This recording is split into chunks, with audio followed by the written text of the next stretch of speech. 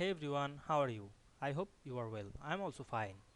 Learn how to apply the subtle effect style to SmartArt graphics in Microsoft Word to create clean, professional and modern looking diagrams. This tutorial shows you the exact step to modify SmartArt style, improve visual clarity and enhance document presentation for reports, presentation, resumes and infographics. So let's get started.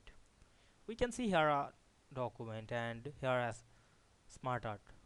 Now we can see here the boat image, tree image or mountain. Now I make the SmartArt to subtle effect. Select the SmartArt, go to the design menu and we can see here the effect option or the style.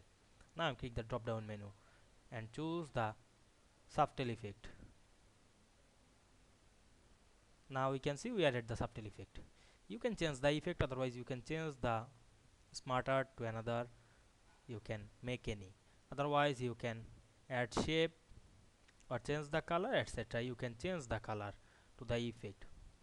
Now we can see we convert the subtle effect very easily. I hope you understand this process. If this video helped you, don't forget to like, comment and subscribe my channel to get more than important video very soon. Thanks for watching.